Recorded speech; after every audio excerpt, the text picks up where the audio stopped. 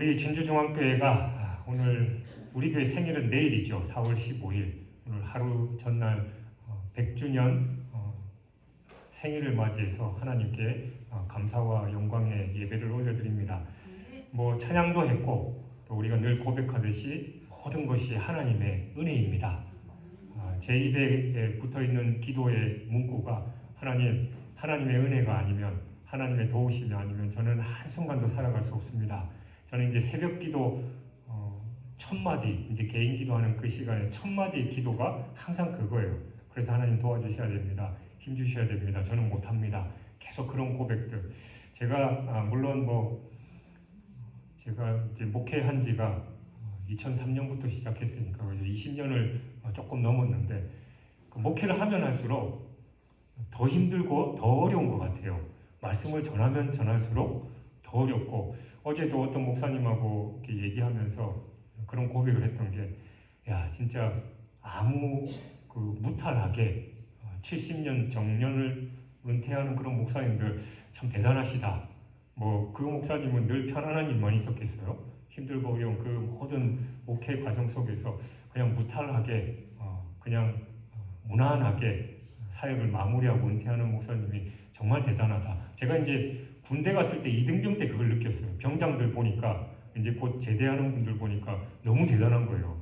이 힘들어 죽겠는데 이걸 다 견디고 저 사람들은 이제 빠이빠이 하는구나. 이제 그런 마음이 들었는데, 마찬가지죠. 우리는 여러분의 인생들도 마찬가지고, 모든 것이 하나님의 은혜가 아니면 우리는 단 한순간도 살아갈 수 없습니다. 일반적으로 얘기해서 우리가 길 가다가 그냥 보도에 잘 지나가고 있는데 차가 와서 덮쳐서 세상 떠나는 거, 우리 뉴스에 흔히들 나오잖아요. 그냥 어제 저희 모교에 제가 이제 지난달에 다녀오기도 했습니다만, 권사님은 제가 어릴 때부터 잘 알았고, 그래서 가면은 늘 반가워하시고, 또 지난번에도 너무 뿌듯해하시면서 기뻐서 그렇게 안아주시고 인사하던 분이 갑자기 돌아가셨대요.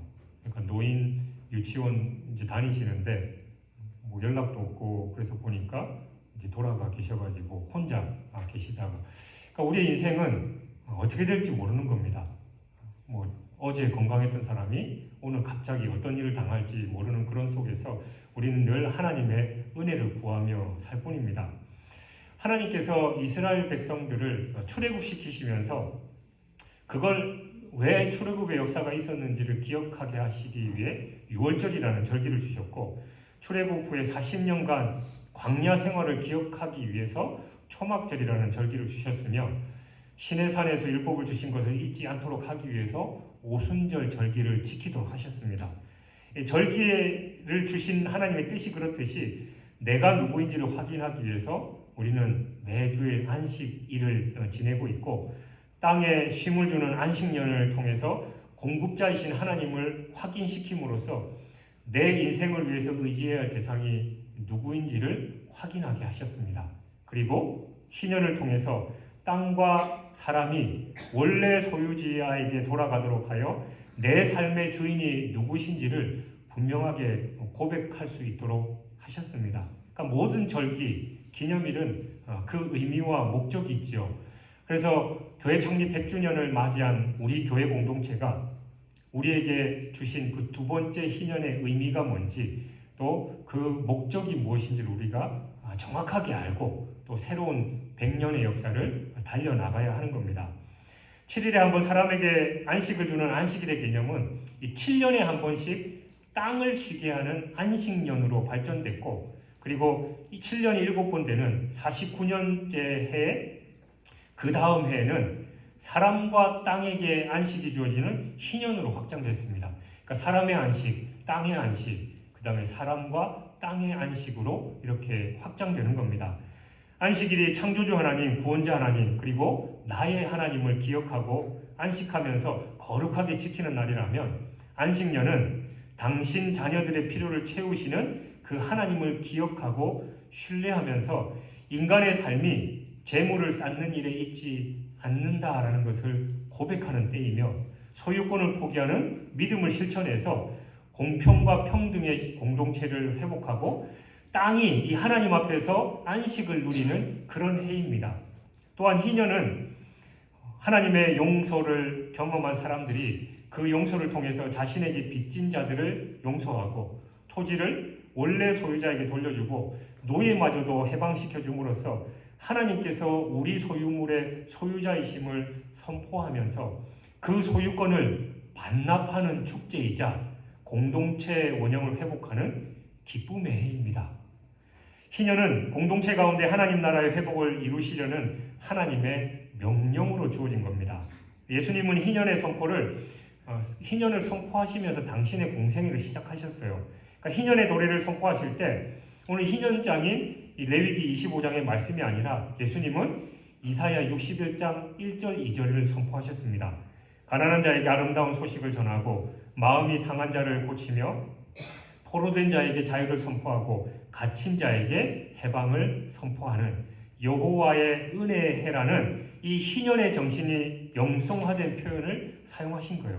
그리고 바로 이 말씀 이사야서 61장 1절 2절의 말씀이 예수님께서 이 땅에 오신 목적이기도 합니다. 총 7가지인데 제가 성경 공부를 하면서 이 7목 7가지 목적에 대해서 장시간 동안 함께 공부했는데 나중에 기회가 되면 이걸 나눌 시간이 있을 줄 압니다.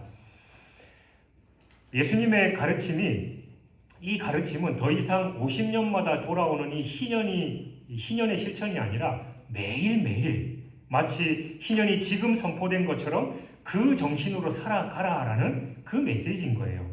그러니까 예수님의 가르침은 율법을 다시 부활시켜서 그 세세한 조목들을 지키도록 하는 것이 아니라 율법의 정신이 회복되는 것이었습니다. 그러니까 예수님께서는 희년법이 50년마다 행해지는 절기가 아니라 마치 매일매일 선포되는 그래서 실천되는 것처럼 구원받은 자가 누리고 즐기는 일상의 축제다라고 하는 거예요. 그러니까 구약의 희년은 50년마다 한 번씩 오는 그런 절기였지만 예수님은 그 정신을 받아들여서 매일매일 희년의 삶을 살아야 된다라고 그렇게 강조하신 겁니다. 초대교회 성도들은 그 누구도 자기의 소유를 주장하지 않았습니다.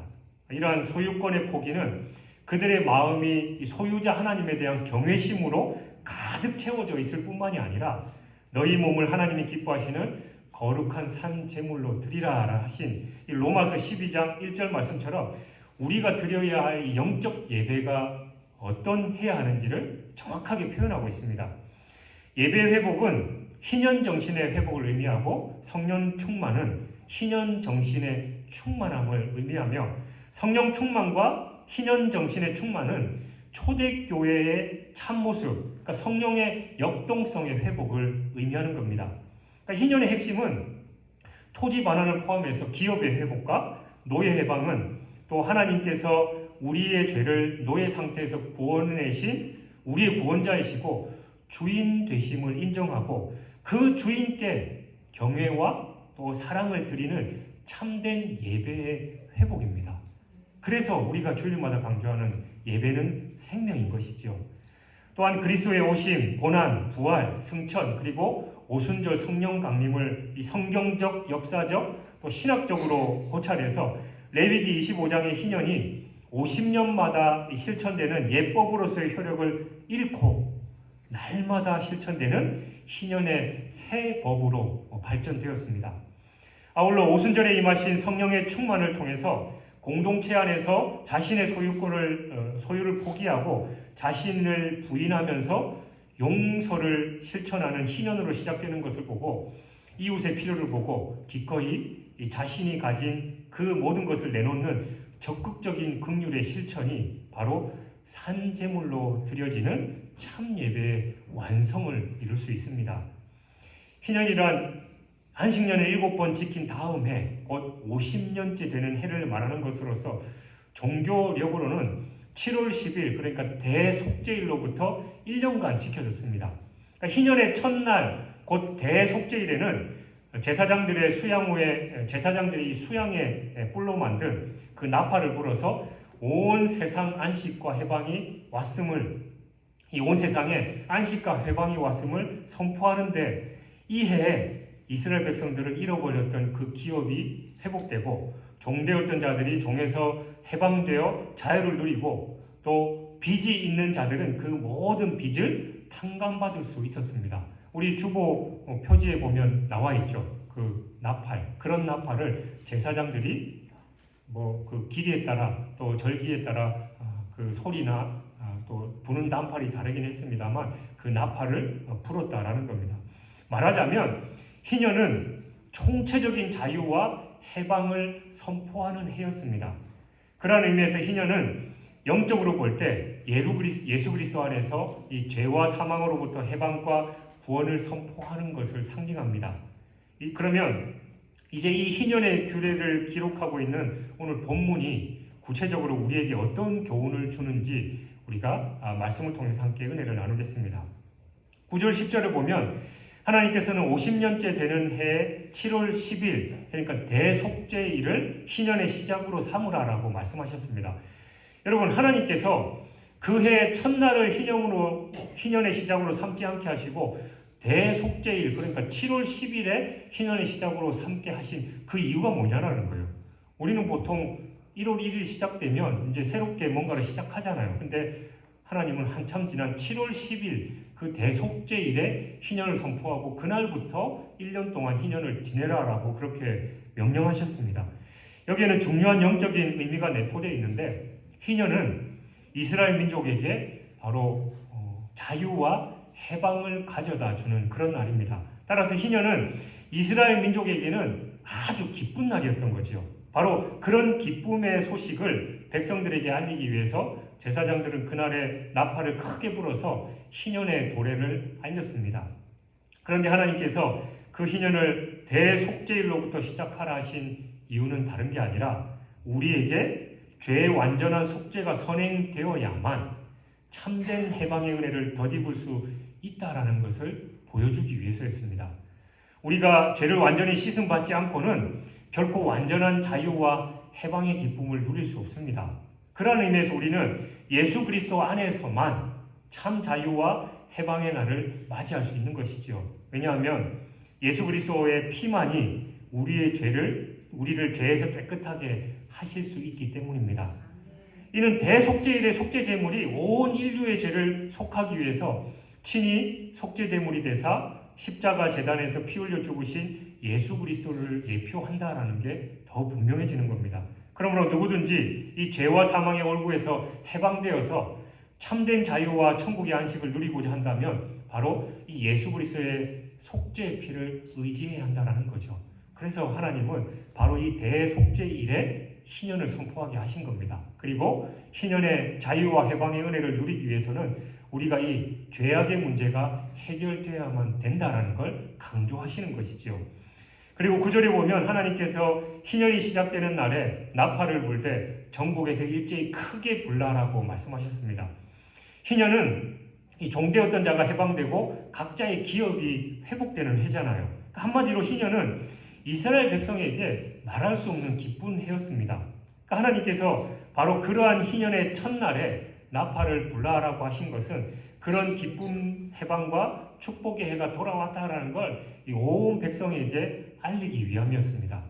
이스라엘 백성들은 이런 사실을 잘 알고 있었기 때문에 그 나팔 소리가 불리기를 얼마나 학수고대했을 것이며 그 소리를 듣는 순간 이 해방의 기쁨에 감격하지 않을 수 없었을 것입니다. 그런데 이와 같이 희년의 해방의 나팔 소리가 전국 각지에 울려 퍼진 것처럼 장차 이 세상 모든 곳에서도 하늘로부터 한 나팔 소리가 울려 퍼질 것입니다. 우리가 늘 찬송하는 하나님의 나팔 소리 천지 진동할 때 바로 주님 다시 오실 그날 이 나팔 소리가 온 땅에 울려 퍼질 것이고 바로 예수님께서 우리의 온전한 구세주로 이 땅에 재림하십니다. 물론 이 나팔 소리는 희년의 나팔 소리와 마찬가지로 우리에게 해방과 회복의 날이 도래했음을 알리는 기쁨의 소리지요. 죄와 사망으로부터 완전한 해방이며 우리의 본향인 하늘나라 기업의 회복입니다. 따라서 이 나팔 소리가 우리에게 들려오기만 하면 우리는 죄와 사망에서 완전히 해방되어 이 땅에서 겪어야 했던 모든 슬픔과 고생의 눈물은 모두 사라질 것이며 우리에게 회복된 기업인 하늘나라에서 영원토록 참된 자유와 안식과 기쁨을 누리며 살게 될 것입니다. 오늘 아침에 이제 뜬금없이 제 아내가 그런 얘기를 하는 거예요.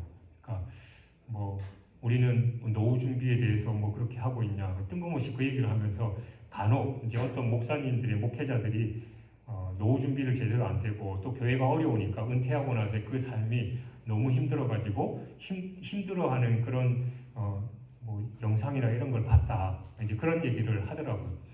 그때 이제 제가 그랬죠. 뭐 저는 뭐 흔히 요즘 유행하는 대문자 T, 정말 이성적이고 뭐 그런 스타일이기 때문에 제가 집사람한테 대놓고 그랬죠.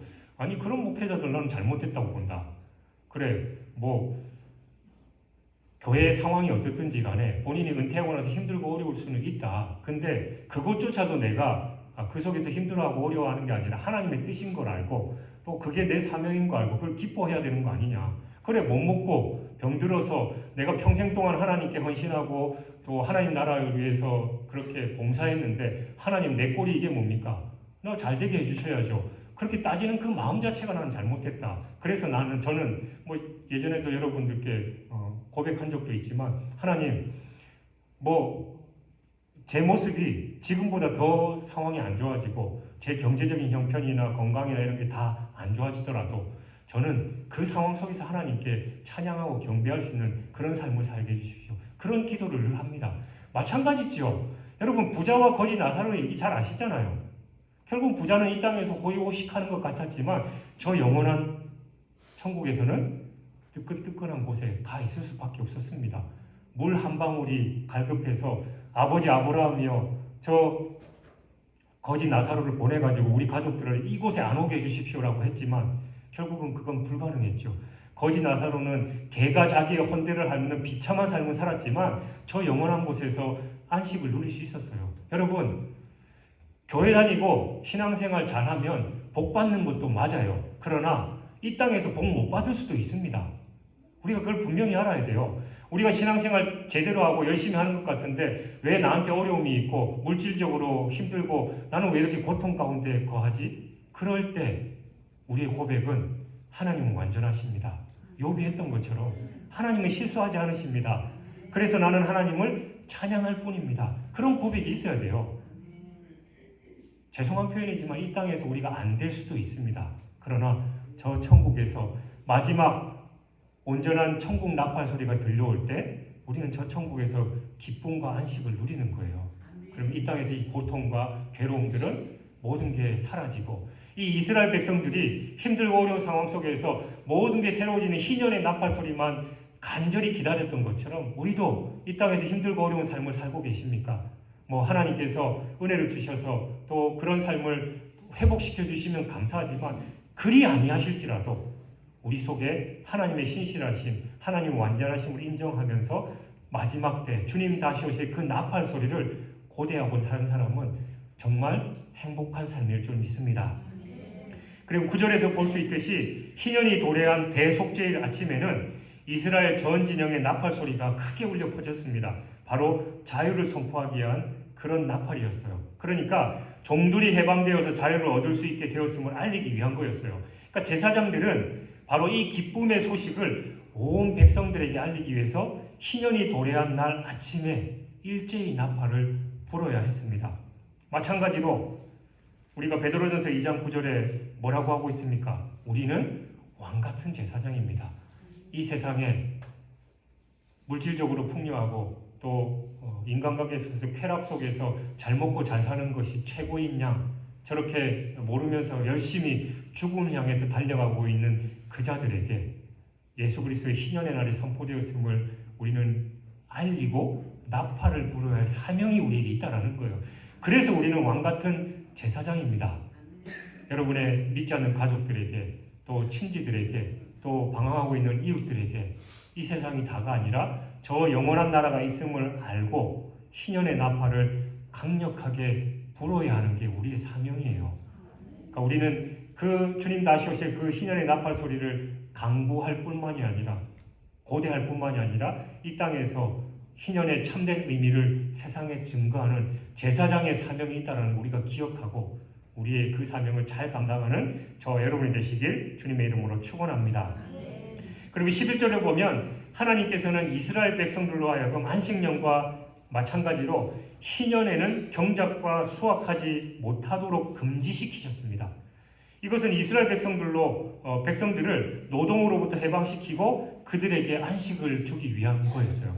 여러분, 이제 하나님께서 하나님의 뜻이다라고 생각하고 그저 하나님이 나타나셔서 말씀하시면 더 와닿겠지만 그게 아니라 하나님께서 강력하게 저를 통해서 여러분에게 도전을 주시는 거예요. 우리 100주년 희년이니까 너네들 이제 3년 동안 2년 동안 희년을 맞이해서 쉬지 말고 일하지 말고 쉬어라고 하면 여러분들 무슨 생각이 드셔요? 저놈의 목사가 이제 갈 때까지 갔구나, 이제 정신 못 차리는구나, 그런 생각 하시겠죠. 이스라엘 백성들이 제사장이 그 희년을 선포했을 때 그런 생각하는 사람이 없었을까요? 2년 동안 농사 안 지으면, 그 당시에는 농사 짓는 시대니까 농사 안 지으면 뭘 먹고 삽니까? 그리고 2년 동안 쉬면 2년 쉬고 농사 시작하면 농사하는 해에는 또 못 먹잖아요. 그러니까 기본 3년은 소출이 없는 거예요. 그러니까 이스라엘 백성들은 희년 모든 게 회복되고 다 좋은데, 땅도 쉬고 우리도 쉬고 좋은데 우리는 뭘 먹고 사냐, 이제 그런 걱정을 한 겁니다. 하지만 하나님께서는 그들이 안식하는 해 동안 먹고 사는데 어려움 없도록 해주셨습니다. 여러분, 하나님이 그렇게 해주신다는데 3년 동안 아무것도 안 하고 그냥 지내실 마음 있으셔요? 딱 한 분 아멘 하시는, 그 은혜가 임할 줄 믿습니다. 하지만 하나님께서 너희들 쉬어 괜찮아, 내가 다 책임질게 라고 했음에도 불구하고 그렇게 못하는 사람들도 분명히 있었을 겁니다. 그러니까 하나님께서는 안식년 전에 이 3년 쓸 양식을 미리 거두게 하심으로써 그들이 안식년과 희년에 먹고 사는데 아무 지장이 없게 해주셨습니다. 이는 예수 그리스도의 구속 사역으로 말미암아 이 죄에서 해방된 우리가 장차 하늘나라에서 누리게 될 안식의 성격을 암시해 줍니다. 즉, 우리는 장차 하늘나라에서 먹고 살 노동도 필요 없고 의식주에 대한 걱정도 필요 없이 하나님께서 공급해 주시는 그 힘으로 살아가게 될 것입니다. 그래서 그곳에서는 이 세상에서처럼 생존 경쟁을 위해서 싸울 필요도 없고 또 그로 인해서 주어지는 고통과 슬픔의 눈물도 전혀 없을 겁니다. 오직 하나님께서 공급해 주심으로 인한 그 감사의 기쁨과 참된 안식이 영원토록 주어지는 겁니다. 이 안식을 바로 우리 성도들이 누리는 겁니다. 그러므로 우리는 비록 이 세상에서 고통과 슬픔의 눈물을 흘릴지라도 소망을 잃지 마십시오. 저 천국에서는 여러분이 그토록 원하는, 일하지 않아도 노력하지 않아도 행복하고 평안하고 먹고 살 그런 삶이 우리에게 주어져 있습니다. 그런 단순한 의식주의 문제가 아니라 우리에게 기쁨과 행복과 영적인 충만함이 있는 그곳이 바로 저 천국입니다. 그리고 13절부터 17절은 희년 제도의 규례에 따른 토지 매매 규례입니다. 그런데 여기서 보면 서로 속이지 말라라는 말씀이 거듭해서 2번이나 나와요. 그러니까 이는 토지를 사고 팔 때 서로 속이지 말고 정당하게 해야 하는 것을 강조합니다. 여러분, 희년이라는 개념이 토지를 샀다가 이제 내 땅이 됐잖아요. 근데 희년이 되면 그 토지를 원주인에게 돌려줘야 돼요. 그러면 이제 희년이 가까우면 가까울수록 그 땅값은 당연히 떨어지겠죠. 그리고 희년이 많이 남으면 많이 남을수록 만약에 48년 남았다 그러면 그만큼 땅값이 비쌀 거고, 내년이 희년이다라면 그 값은 똥값이 되겠죠. 그런 가운데서 그 토지의 가격을 정말 정확하게 측정해서 사고 팔아라, 절대 속이지 말라라고 그렇게 말씀하는 겁니다. 그러니까 이러한 사실은 오늘날 우리의 상거래함에 있어서도 당연하겠죠. 우리 그리스도인들은 흔히 그런 얘기 하잖아요. 교회 다니는 사람이 시장이나 어디 마트 가고 제발 깍지 좀 말라고, 돈 다 주고 사지 깎냐. 여러분, 근데 성경의 기본적인 원리를 그렇게 단순하게 갖다 붙이면 안 돼요. 깎고 하는 거 그냥 우리 그저 그냥 상거래 풍습이고 애누리 붙이고 좀 더 주고 이런 게 우리 기쁨인데, 그런데 그러면서 교회 다니는 사람이 그런 걸 깎아가지고 욕먹게 만드냐. 사실 좀 깎아달라고 한다고, 물론 과하게 깎아달라고 그러면 안 되죠. 악착같이 그러고 2개 1,000원인데 하나 더 얹어달라고 그러면서 500원 해달라고 그러면 이건 말이 안 맞잖아요. 그러니까 그 정도가 아니라 그냥 그런 문화는 우리 전통 상거래 문화니까 얼마든지 가능한데 그걸 가지고 그렇게 할 필요 없고, 그러니까 우리가 사소한 것부터 큰 것에 이르기까지 우리 그리스도인들이 세상에서 정직해야 된다는 겁니다. 저울을 속이는 사람들도 있고 그런 예가 있잖아요. 어떤 집이 그 우유를 사가지고 이제 치즈를 파는 그런 집이었는데 어느 날 이제 치즈의 양이 점점 줄어가지고 이제 고발을 한 거예요. 보니까 그러니까 우유를 사서 치즈를 팔아서 파는 그 사람이었는데 점점 우유의 양이 줄어드는 거예요. 그러니까 이 사람이 고발을 했죠. 그러면서 이제 법정에서 우리가 저 집에서 우유를 사갖고 치즈를 그 양에 따라서 만드는데 저 사람이 우리를 속이는 것 같다. 그래서 저 사람을 고발하니까 처벌해달라고 해요.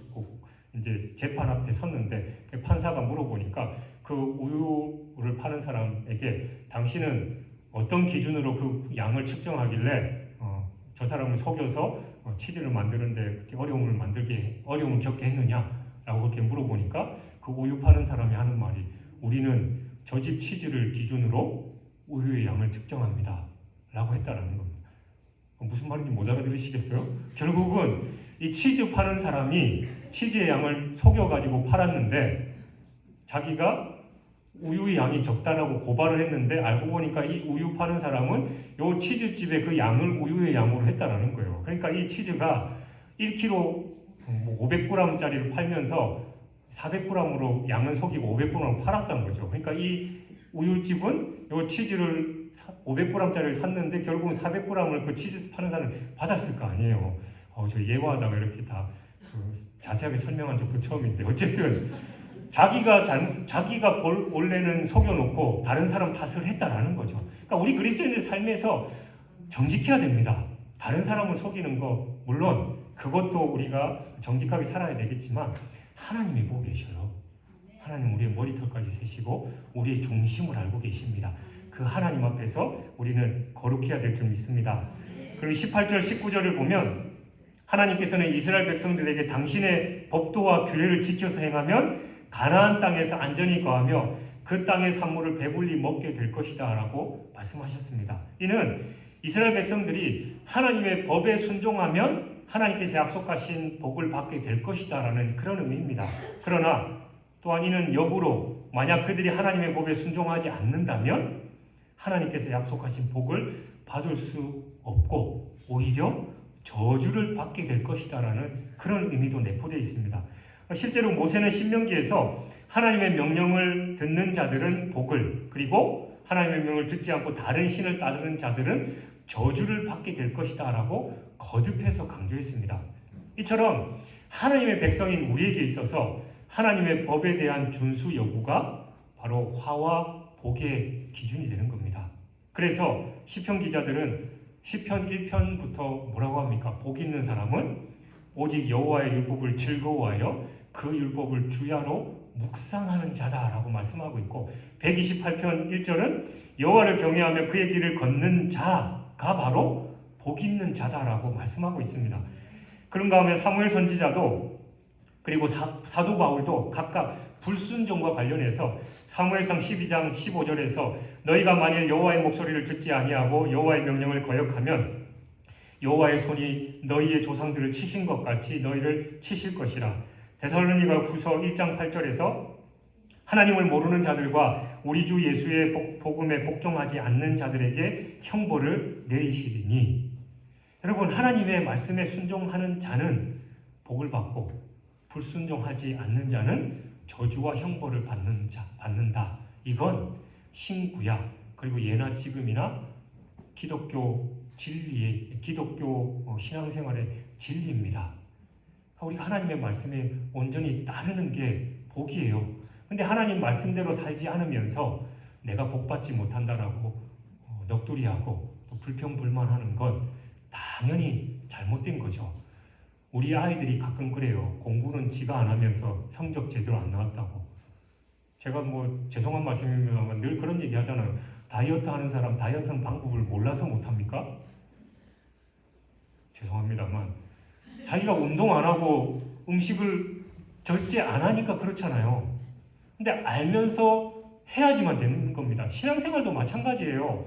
우리가 하나님의 말씀대로 살면 복 받는 거, 그리고 말씀대로 살지 않으면 심지어 저주한다라는 게 성경의 말씀이에요. 근데 우리는 하나님 뜻대로 살려고 전혀 생각도 없고 그냥 뭐 이런 식으로 저런 식으로 내가 편한 대로 살면서 하나님 내가 교회 열심히 다녔는데 복도 안 주시고 맨날 그거 자체가 잘못된 것임을 우리는 기억해야 됩니다. 그건 성경적인 진리입니다. 그리고 20절에 보면 만일 너희가 말하기를 만일 일곱째 해에 심지도 못하고 소출을 거두지도 못하면 우리가 무엇을 먹으리요 하겠으나 라는 그 말씀이 나오죠. 아까 언급했습니다만 이 말씀은 안식년에 농사를 짓지 못함으로 인해서 혹은 양식이 떨어지지 않을까 어떻게 살아갈까 염려하는 백성들을 그 말을 하나님께서 인용하신 것으로서 이 말씀 속에는 아까도 얘기했지만 하나님이 내가 준다 걱정하지 마라 이 말이 강하게 내포되어 있습니다. 하나님을 믿고 순종하기만 하면 하나님께서 기적을 일으켜서 식량을 공급해 주실 것이다라는 그 말입니다. 사실 인간적인 안목으로 볼 때 이스라엘 백성들이 농사를 짓지 못할 안식년으로 인해서 양식을 걱정하는 거 당연하잖아요. 더구나 안식년과 희년이 겹치면 단시 농사를 지어서 곡식을 거두어 드리기까지 3년이라는 시간이 필요했으니까 걱정 안 될 수는 없을 겁니다. 저도 부끄러운 얘기지만 몇 번 말씀드렸잖아요. 미국에서 제 매일매일의 묵상의 대상은 통장 잔고였다고. 목사니까 말씀도 묵상했겠죠. 근데 늘 통장 잔고를 보면서 이달에 뭐 나가야 되고 그래야 되는데 내 통장에 지금 얼마 있나 늘 근심 걱정을 했습니다. 그러니까 우리는 실질적으로 내 삶에 걱정을 한다라는. 근데 아까도 얘기했지만 너네 2년 일하지 마 라고 얘기하면 3년 동안 먹고 살 게 없는데 왜 근심 걱정이 안 되겠냐라는 겁니다. 그러나 하나님은 내가 한다. 이스라엘 백성들이 너네가 이 내 말을 믿기만 하면 그대로 된다라고 말씀하는 겁니다. 믿음은 이처럼 우리의 상식과 이해를 초월할 때가 참 많습니다. 만일 그렇지 않다면 사실 믿음이라고 할 수 없겠지요. 하지만 하나님을 믿는 믿음은 분명히 하나님의 기적을 일으키는 겁니다. 우리의 믿음이 하나님의 기적을 일으키는 도구가 된다라는 겁니다. 내 이성에 맞지 않아도 하나님의 말씀이면 그대로 믿고 순종할 때 하나님의 역사가 따라오는 거예요. 의심하면 받을 줄로 생각하지도 말라라고 성경은 말씀합니다. 광야에서 만나를 취했던 이스라엘 백성들도 하나님의 말씀만을 그대로 믿고 안식일 전날 이틀 거 챙기니까 썩지 않았죠. 그러나 평소에 내일 나오기 귀찮으니까 내일 것까지 챙기면 다음날 아침에 보면 다 썩어 없어졌습니다. 믿음대로 되는 겁니다. 성경의 수많은 병자들이 병고침을 받았던 것도 고침 받을 것을 그대로 믿기 때문이었습니다. 그런가 하면 예수님께서도 우리에게 만일 겨자씨만한 믿음이 있으면 산을 들어서 명하면 저리로 옮겨진다라고 말씀하셨습니다. 그러므로 여러분 믿음이 기적을 일으키는 것을 믿으시기 바랍니다. 그리고 내 이성에 따라 판단하지 말고 하나님 말씀 그대로 믿으십시오. 그래서 지난번에도 말씀드렸잖아요. 제 사무실 화이트보드에 그냥 잘난 척 하느라고 영어를 그렇게 써놨어요. Just believe in, just do it. 그냥 믿고 행하라. 여러분 믿고 행하면 그대로 됩니다. 그러나 의심하고 세상에 요즘 같은 때 그러면 응답받을 걸 꿈도 꾸지 마시기 바랍니다. 사랑하는 여러분, 이스라엘 백성들은 그들이 하나님의 말씀에 순종할 때 가나안 땅에서 평안이 거하며 하나님이 베푸시는 놀라운 기적과 축복을 경험할 수 있었습니다. 그러나 그것은 그들만의 일이 아니었지요. 우리 또한 하나님의 말씀을 믿고 그 말씀에 순종하기만 하면 이 땅에서 안연히 거할 수 있을 뿐만이 아니라 하나님이 베푸시는 놀라운 축복과 기적을 시시때때로 경험할 수 있습니다. 여러분 100주년을 맞이한 우리 진주중앙교회 공동체가 지금까지 산전수전 공중전 다 겪으신 분들도 계실 텐데 우리 교회 안 될 것 같아. 목사님 말씀이야 좋지만 안 됩니다. 그런 생각 가지고 계시면 절대 안 됩니다. 그러나 우리가 현수막에도 붙어 있듯이 이사야 43장 19절 제가 오늘 말씀에도 서두에 예배를 시작하면서 읽어드렸잖아요. 하나님께서 새 일을 행하십니다. 희년의 은혜는 모든 게 새로워지는 겁니다. 제로에서 시작돼요. 노예까지도 해방됩니다. 그리고 회복시켜 주실 겁니다. 제가 요즘 신방할 때 이사야 49장 그 말씀을 가지고 43장 말씀을 가지고 각 가정마다 하잖아요. 이스라엘 백성들이 경험했던 그 놀라운 축복, 힘들고 어려운 일을 뿐만 아니라 축복까지도 하나님이 기억하지 마라. 그것보다 내가 더 놀라운 일을 너에게 행해주겠다 약속하셨습니다. 우리 진주중앙교회가 두 번째 기념 100주년을 맞이해서 하나님께 주시는 그 놀라운 새 일을 경험할 줄 믿습니다. 우리가 믿음으로 나가면 하나님께서 하십니다. 부족한 제가 하는 게 아니에요. 저 목회 못하는 거 여러분이 더 잘 아시잖아요. 여러분이 하는 거 아닙니다. 여러분의 헌신대로 여러분 생각대로 했을 때 좋은 일 있었습니까? 내 생각과 다른 사람들이 얼마나 많아요. 그러니까 우리 착각하지 말고 하나님, 내가 새 일을 행하겠다라는 그 하나님의 말씀을 붙잡고 우리가 믿음으로 그냥 행할 때 하나님께서 그 놀라운 일을 행하실 줄 믿습니다. 행복하고 아름답고 놀라운 이 희년을 맞아 우리 진주중앙교회 공동체가 그런 교회가 되길 주님의 이름으로 축원합니다.